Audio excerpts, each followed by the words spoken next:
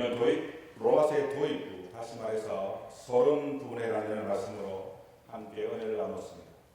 그리고 그 속에서 바울은 자신이 복음을 부끄럽지 않는다는 그런 이유를 밝히기도 했습니다. 여러분, 그 이유가 무엇이었습니까? 그것은 복음은 하나님의 능력이 되시기 때문입니다.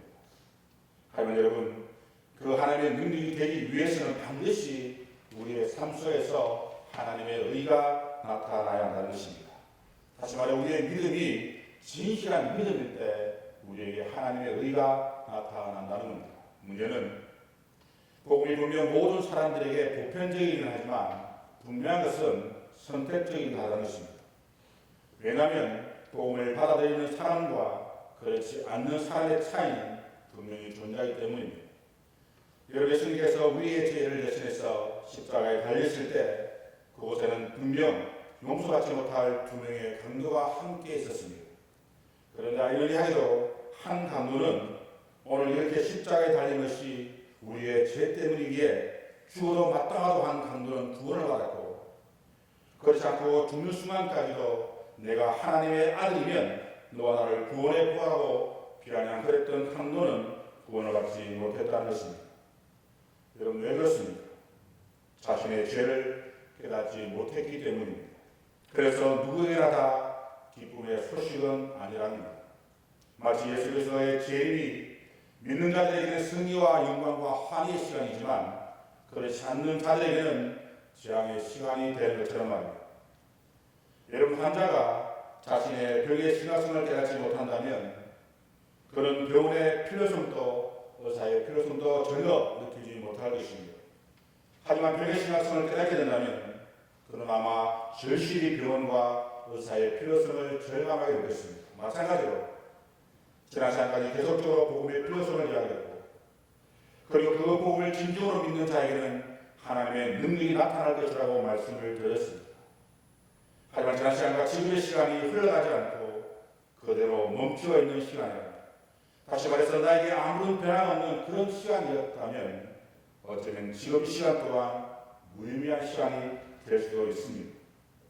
하지만 여러분, 지난 시간을 통해서 다시 한번 나의 삶을 돌아보고 지금의 우리의 삶이 얼마나 병들어 있는지, 얼마나 위험한 상태에 있는지를 깨닫게 되었다면, 그래서 내가 얼마나 큰 죄인 것을 절감했다면 우리는 분명 오직 믿음으로 나아갈 수 있을 것입니다. 하지만 그렇지 못하다면, 나의 그런 절박감이 없다면 우리는 하나님의 진노 아래에 놓이게 될 수 있다는 것입니다.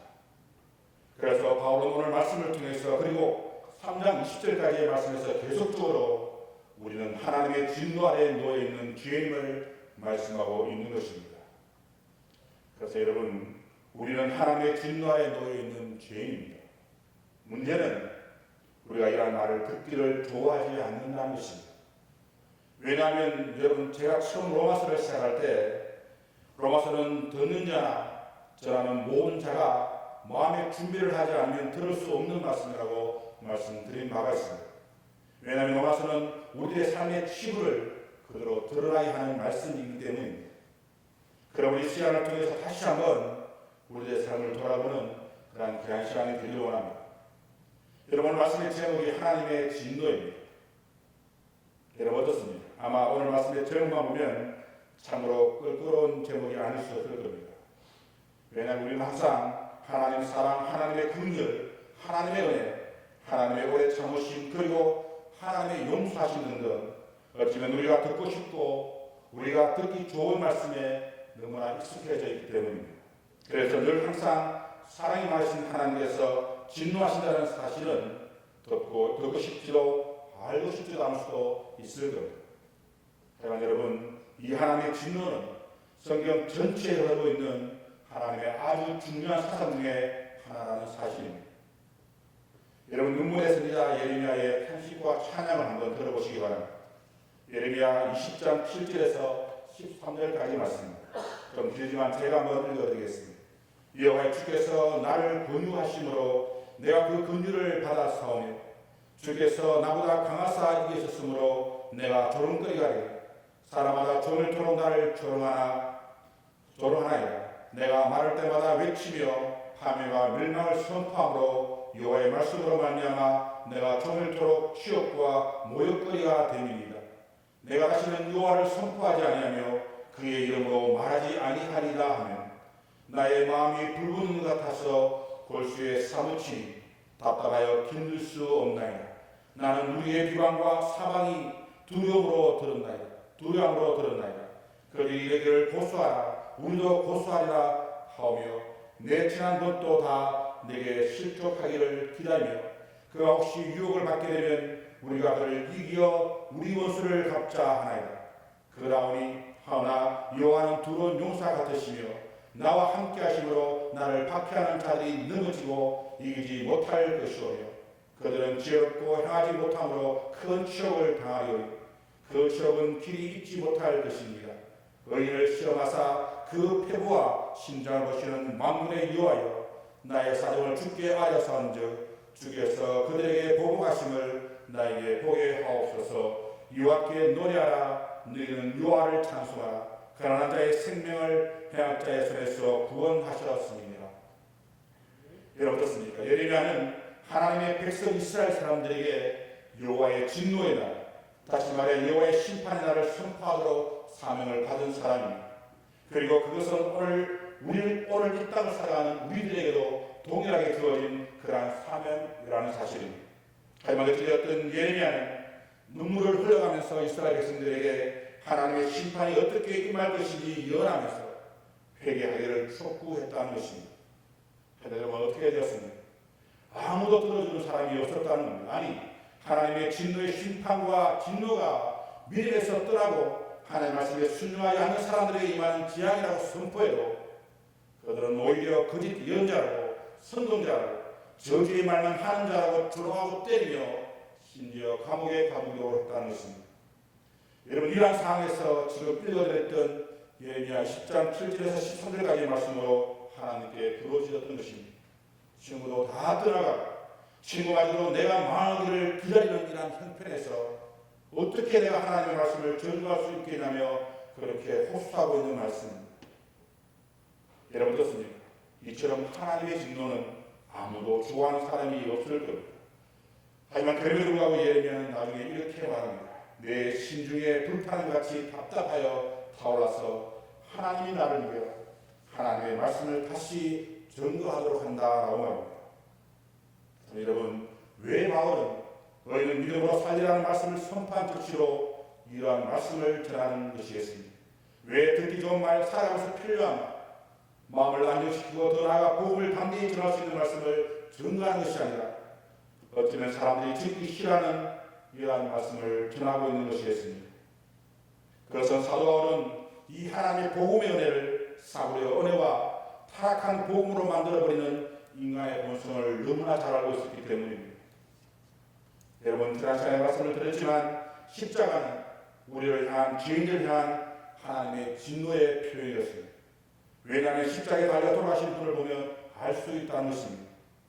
여러분 십자가에 달려 돌아가신 분이 누구십니까? 우리와 똑같은 죄인입니까? 결코 그렇지 않습니다. 그런데 왜 하나님께서는 저 주신 당신의 아들을 그분이 십자가에 달려 돌아가시게 한 것이겠습니다. 그것이 바로 이스라엘 향한 하나님의 진노였고 우리들을 향한 하나님의 진노였기 때문입니다. 만약 그렇지 않았다면 여기 있는 그 누구도 구원을 받을 수 없기 때문입니다.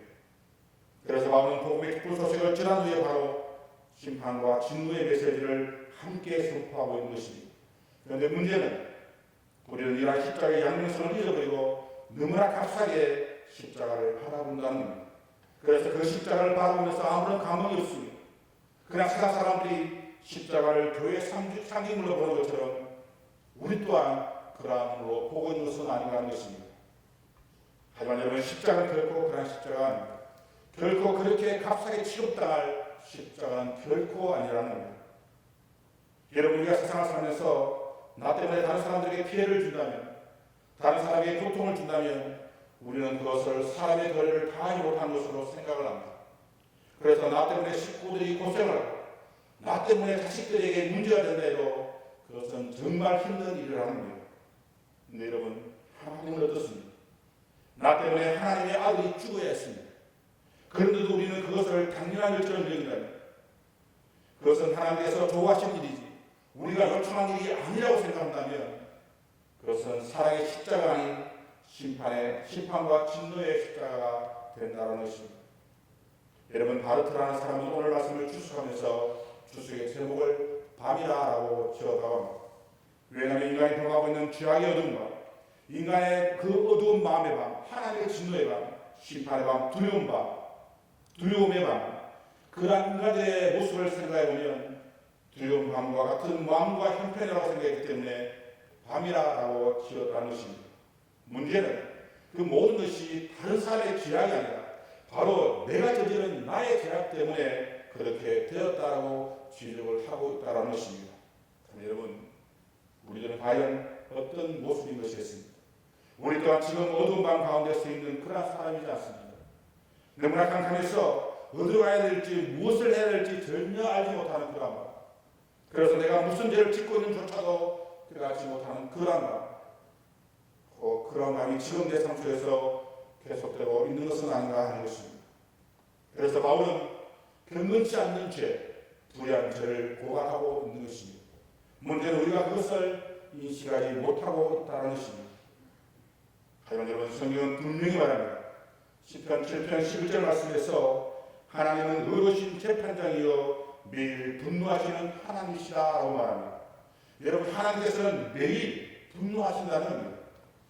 하지만 문제는 그럼에도 불구하고 인간이 회개치 않는다는 겁니다. 그래서 그 다음 구절인 12절 말씀에서 이렇게 말씀을 하십니다.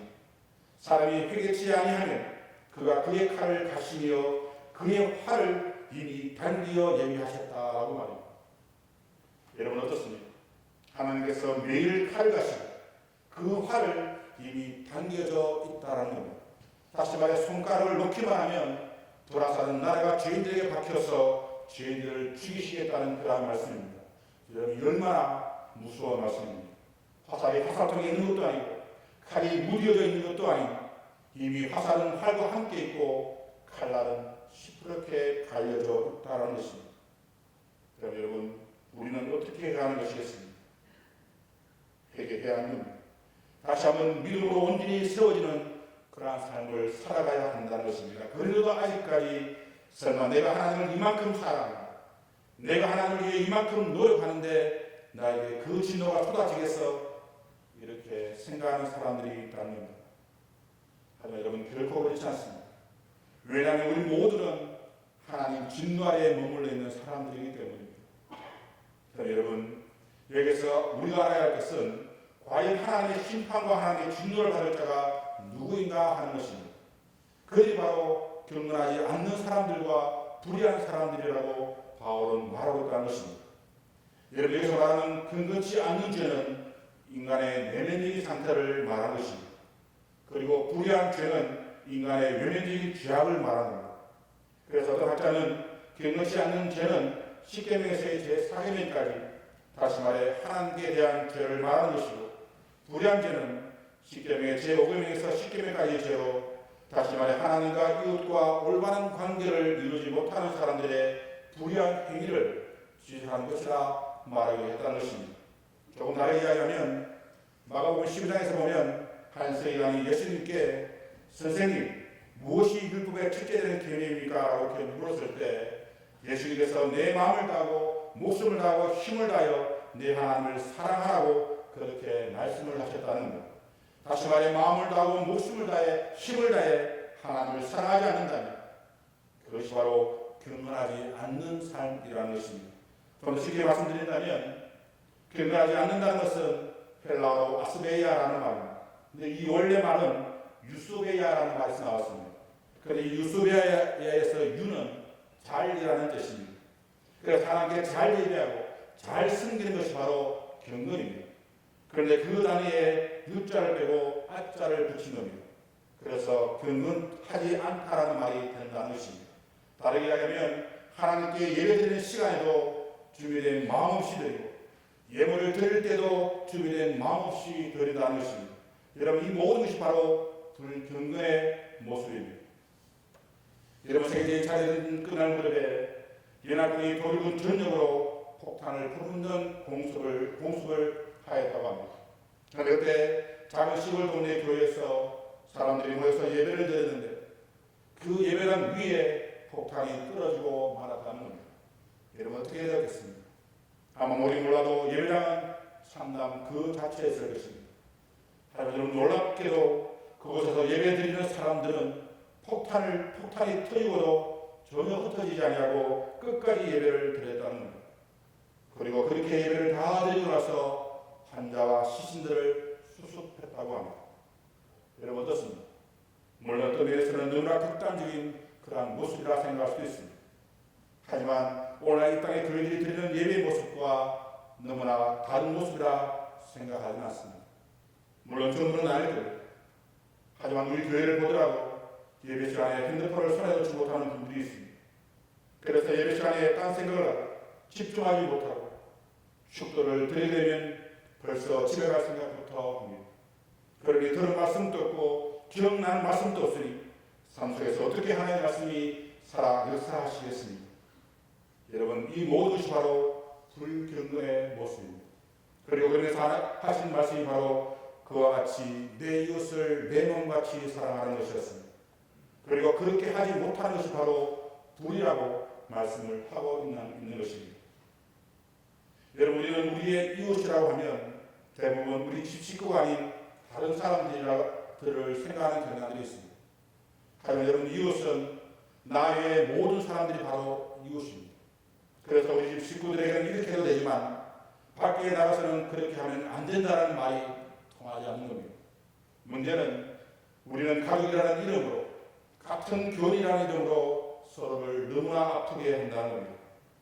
여러분 이것은 철저하게 나를 중심으로 생각하는 이기적인 마음 때문입니다. 그래서 그러한 이기적인 마음이 어두운 밤길에서 사람을 만나도 반갑고 기쁜 것이 아니라 오히려 강도가 아닐까, 혹 저 사람이 나를 해치지는 않을까, 그러한 두려움이 먼저 생긴다는 것입니다. 여러분 이것은 그만큼 사람과 사람 사이의 관계가 비틀어지고 왜곡되어 있다는 것을 말해주고 있는 것입니다. 여러분 한 가지 놀라운 것은 이 불경건과 불의는 다른 듯하지만 하나의 말이라는 겁니다.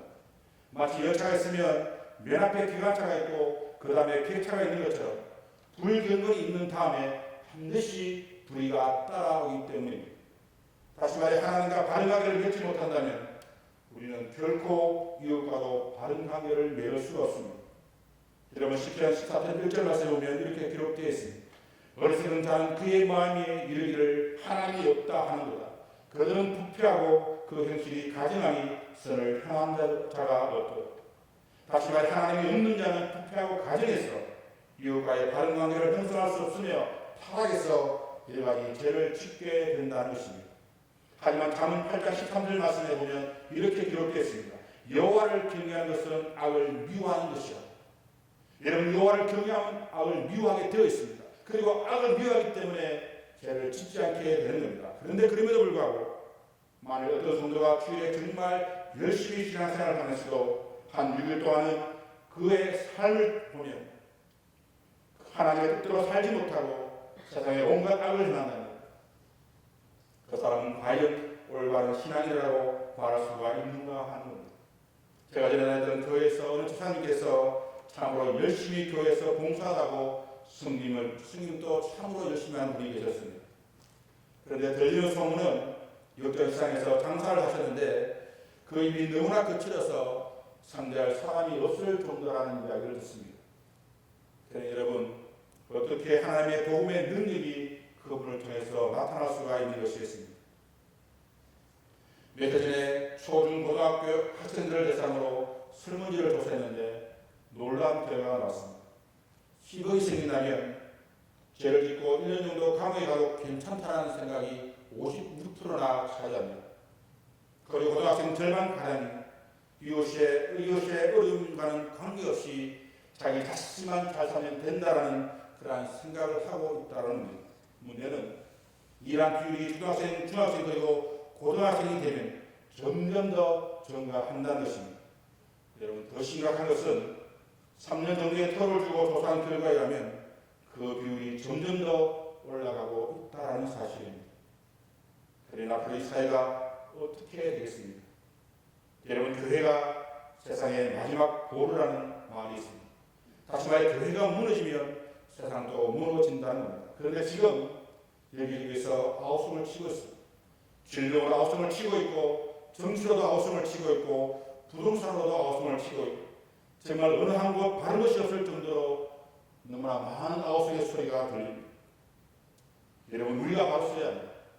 우리가 하나님을 잘 섬기는 경건한 자가 되어서 이 땅을 변화시키는 선한 정직의 사명을 감당해야 한다는 것입니다. 하지만 여러분 어떻습니까? 이 땅의 교회들이, 이 땅의 성도들이 과연 그러한 사명을 감당하고 있는 것이겠습니까? 여러분 이스라엘의 역사라는 것이 무엇을 말하는 것이겠습니까? 아니 성경의 역사가 무엇을 말하는 역사이겠습니까? 그것은 당연히 거룩한 역사일 겁니다. 아니 거룩한 역사입니다. 하지만 여러분 정말 그렇습니다. 그런데 여러분 아니라는 겁니다. 여러분 이스라엘 역사는 서민이라는 이스라엘 백성들의 죄로 말미암아 얼룩진 역사가 되어버렸습니다. 그래서 그 죄로 말미암아 하나님의 어마어마한 진노를 받은 그러한 역사가 되어버렸다는 겁니다. 여러분 한번 생각해 보시기 바랍니다. 이스라엘 역사 가운데 하나님의 진노를 받지 않을 때가 여러분 어디 있었습니까? 한마디로 처음부터 끝까지 죄를 범하였고 하나님의 진노를 받았으며 그리고 역사 속에서 완전히 사라져 버렸습니다. 하나님의 은혜가 다시 있기 전까지 말입니다. 하지만 여러분 이러한 진노가 유대인들에게만 있는 것이 아니었습니다. 이 땅의 모든 이들에게 동일하게 심판을 하셨습니다. 그 대표적인 예가 바로 노아의 홍수입니다. 그리고 소돔과 고모라도 심판의 대상이었고 그 당시에 그렇게 막강했던 제국들도 모두가 다 심판의 대상이 되었습니다. 왜 그렇습니까? 그들에게 죄가 있었기 때문입니다. 죄가 있는 것은 반드시 하나님의 심판이 있기 때문입니다. 여러분 왜 사도 바울이 복음을 전하지 않으면 안 되었습니까? 그가 왜 유대인이든 이방이든 헬라인이든 야만이든 가리지 않고 그렇게 복음을 전한 것이었습니다. 그것이 바로 하나님의 진노 때문입니다.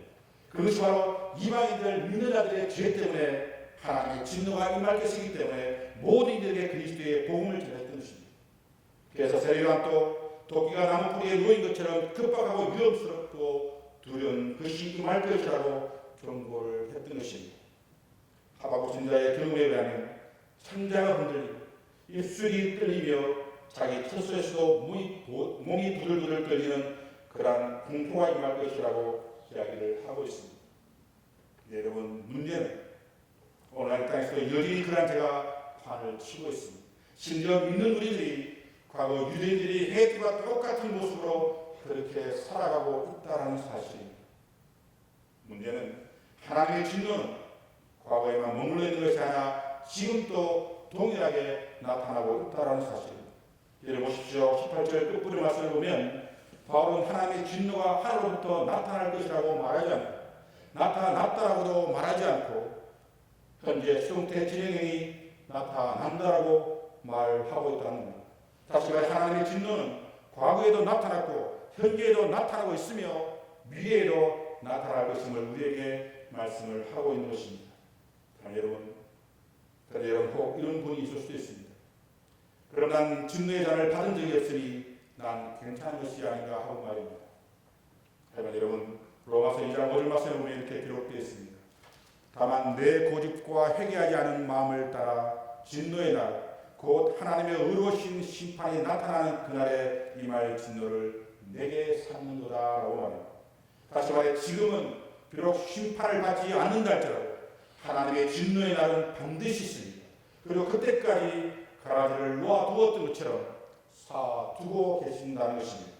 그리고 그때가 되면 사두었던 모든 것이 한꺼번에 들어서 완전하게 심판을 하신다는 것입니다. 그럼 여러분 내 죄가 이 순간만 넘어가면 오케이가 결코 아니라는 겁니다. 대충 오늘만 지나가면 괜찮겠지. 여러분 결코 그렇지 않습니다. 왜냐하면 우리 하나님께서는 우리의 모든 것을 너무나 잘 아시고 계시기 때문입니다. 그래서 여러분 우리가 이렇게 고백하지 않습니다. 하늘에 오시어 전능하신 하나님 편에 앉아 계시다가 거기로부터 살아있는 자와 죽은 자를 심판하러 오신다라고 말합니다. 하지만 여러분 참으로 우리 입술이 무색할 정도로 심판과 진노에 대해서는 아무런 생각이 없는 것 같습니다. 하지만 여러분 예수님의 심판은 우리의 고백처럼 반드시 이루어질 것입니다. 그럼 여러분 우리가 믿을 때 정말 온전히 진심으로 그렇게 믿어야 할 것입니다. 문제는 오늘 말씀에 보면 우리는 참으로 많은 핑계를 댄다는 겁니다. 어떤 사람이 말하기를 자신이 성공할 수 없었던 핑계를 가지고 논문을 쓴다면 박사학위를 받을 정도로 쓸 수 있다고 말합니다. 여러분 그만큼 많은 핑계가 있다는 겁니다. 여러분 그리 멀리 갈 필요도 없습니다. 성경에 보면 태초에 인간이었던 아담과 하와를 한번 보시기 바랍니다. 그들은 분명 잘못을 했습니다. 하지만 회개하지 않았습니다. 그래서 하나님께서 왜 내 말을 어기느냐고 말씀하실 때 네 잘못했어요 용서해 주세요가 아니라 하나님께서 나를 위해 만들어준 저 여자 때문에 내 갈비뼈 하나도 없어지고 저 여자만 없었다면 저는 절대로 선악과를 따먹지 않았을 것이라고 그렇게 이야기를 한다는 겁니다. 그래서 이번에 여자에게 물었습니다. 그래서 여자가 어떻게 대답을 합니까? 하나님께서 만드신 저 강구한 뱀 때문에 내가 어쩔 수 없이 선악과를 따먹었다고 이야기를 한다는 겁니다. 이런 사람들에게 본능적으로 자신을 방어하는 속성을 다 가지고 있습니다. 그래서 핑계라는 것을 댑니다. 하지만 여러분 그 또한 핑계에 지나지 않는다는 겁니다. 왜냐하면 하나님께서는 창세로부터 그의 보이지 않은 것들, 그의 영원하신 능력과 신성이 그가 만드신 만물에 분명히 보여 알게 하셨기 때문입니다. 여러분 사도 바울이 왜 여기에서 이런 말을 한 것이겠습니까? 그것은 경건하지 않은 자들이 불의를 행하는 자들이 너무나 많은 핑계를 대기 때문입니다. 나는 이래서부터 했고 나는 저래서 못했다라고 말합니다. 그러면 여러분 한번 생각해 보시기 바랍니다. 분명 하나님을 진리로 믿는 사람들은 당연히 하나님의 진노를 살 돌경건과 불의를 행하지 않을 겁니다. 또한 설령 실수를 했다 할지라도 구구절절 변명을 놓지 않는다는 겁니다. 여러분 다윗을 한번 생각해 보시기 바랍니다. 그가 범죄했을 때 나단 선지자가 와서 자신의 죄를 지적했을 때 그는 그 자리에서 어떻게 했습니까? 그 조치로 자신의 잘못을 회개하였습니다. 하지만 문제는 경건하지 않는 자들은 자기의 죄임에도 불구하고 순순히 자복하고 넘어가는 법이 없습니다. 그래서 장용학이라는 사람은 핑계는 인간의 생리다라고 말할 정도로 타락한 인간들의 보편적인 특징이라는 것입니다. 여러분 오늘 본문에서 바울은 분명히 말합니다. 핑계와 구실로 사람을 속일 수 있어도 우리 하나님은 결코 속일 수 없다고 말합니다. 왜냐하면 하나님께서는 이미 미리 보여주셨고 알게 하셨고 계시하셔서 그 어떤 핑계도 되지 못하게 하여 당신의 진노를 피할 수 없게 만드셨기 때문입니다. 여러분 이것이 정말 중요한 말씀입니다. 하지만 문제는 스스로 지혜 있다 하는 자들, 하나님을 알 때 하나님을 영화롭게도 아니하며 감사하지도 아니하며 오히려 그 생각이 험하해져서 미련한 마음이 어두워져 버린다는 겁니다. 여러분 칼빈은 사람의 두 가지 기본적인 지식이 있다고 말합니다. 하나는 하나님을 아는 지식이고 또 다른 하나는 자기의 지식입니다. 그런데 문제는 하나님의 지식이 자기의 지식보다 높으면 오직 말씀대로 살아갑니다. 하지만 자기의 지식이 하나님의 지식보다 높으면 성경적으로 생각하는 것이 아니라 자기의 기준점으로 성경을 판단하고 심지어 불의로 진리를 막아버리는 행동도 서슴없이 합니다. 그래서 나타나는 현상이 무엇입니까? 하나님을 알지만 하나님을 영원롭게 하지 않습니다. 하나님의 은혜를 알지만 하나님께 감사하지 않습니다. 그저 자신에게 일어난 일에 대해서만 감사합니다. 그래서 직장에 좋은 직장을 가면 감사하고 자식이 잘 되면 감사하고 사업이나 좋은 학교에 들어가면 감사하고 물론 이런 감사가 잘못되었다는 것은 그렇답니다. 하지만 우리가 드려야 할 진정한 의미에서의 감사는 그러한 값싼 감사가 아니라 죽을 수밖에 없었던 우리를 구원해 주신 너무나 값진 감사라는 것입니다. 여러분들이 이 땅에 살 때 제일 되는 목적이 무엇입니까? 꼭 우리가 세례 받을 때만 한다는 하나님을 영원롭게 하는 그런 것은 아닙니다. 아니면 혹시 자신을 영원롭게 하고 재미와 즐거움 위해서 살아가고 있지는 않습니다. 하지만 여러분 그런 삶의 결과는 그만뿐입니다. 여러분 한번 생각해 보시기 바랍니다. 자신을 영원롭게 하고 자신의 재미와 즐거움 위해서 살아간다면 그만큼 의미가 있어야 하지 않겠습니까? 환희와 기쁨으로 가득 채워져야 하는 것이 아니겠습니까? 여러분 결코 그렇지 않다는 겁니다. 그만뿐입니다. 스위스의 정신과 의사이며 한때 프로이드의 수제자로 알려졌던 칼융이라는 사람이 이런 말을 했습니다. 우리 시대의 중추적인 신경 질환 공허이다라고 말합니다. 다시 말해 아무것도 아니라는 겁니다. 여러분 왜 그런지 아십니까? 그것이 바로 사람의 마음에 오직 하나님만 채울 수 있는 그러한 빈 공간이 있기 때문입니다. 그래서 지난번에 말씀을 드렸지만 프랑스의 사상이었던 파스칼은 사람의 마음속에는 하나님이 만드신 하나의 공백이 있다. 이것은 어떠한 피조물로도 채울 수 없고 오직 예수 그리스도를 통하여 하나님만 채울 수 있다라고 합니다. 그럼 여러분 그 공간에 하나님으로 채우시는 그러한 여러분의 삶이 되어지길 바랍니다.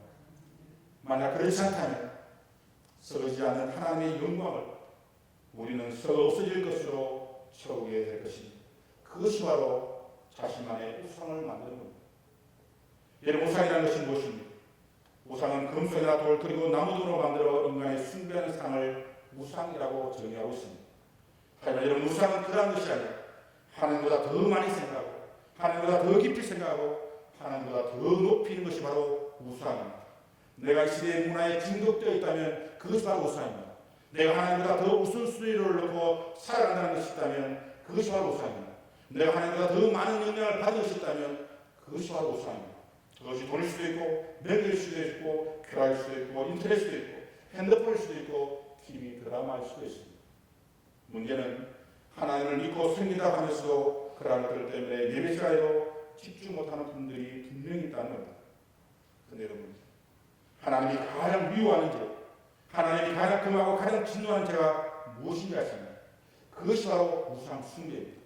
그런데 우리는 그러한 사실에 너무나 무감각해져 있다라는 겁니다.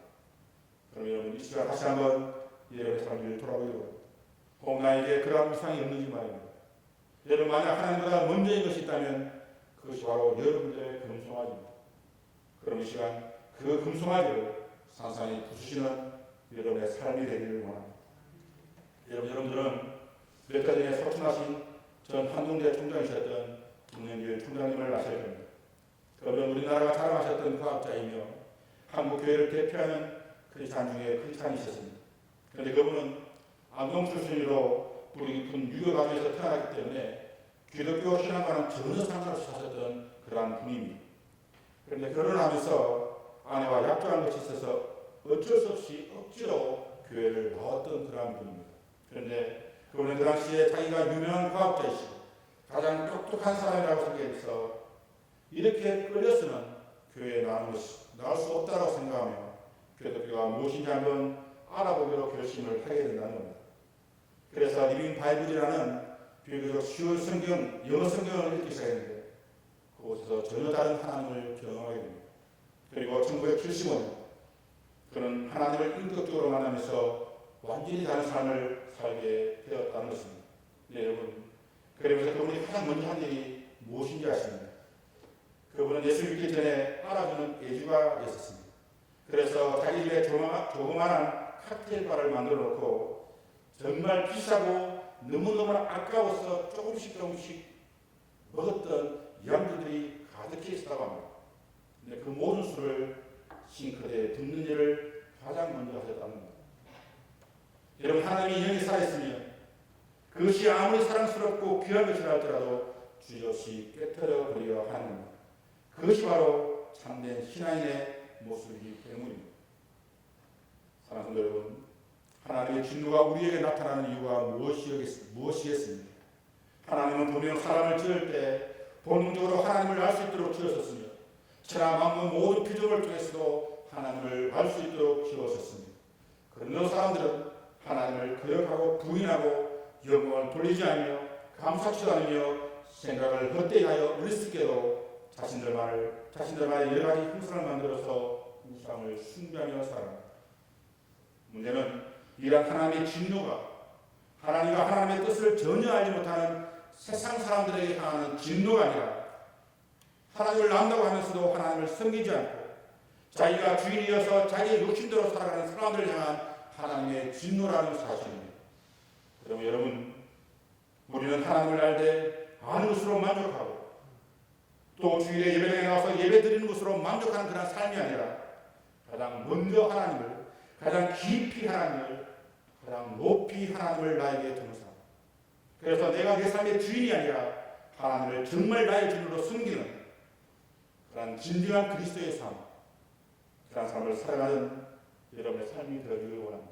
그래서 그를 통해서 여러분의 삶을 통해서 이 땅에 하나님의 영광이 온전히 드러나는 그러한 삶이 되는 주님의 이름으로 축원해 드립니다. 기도하시겠습니다.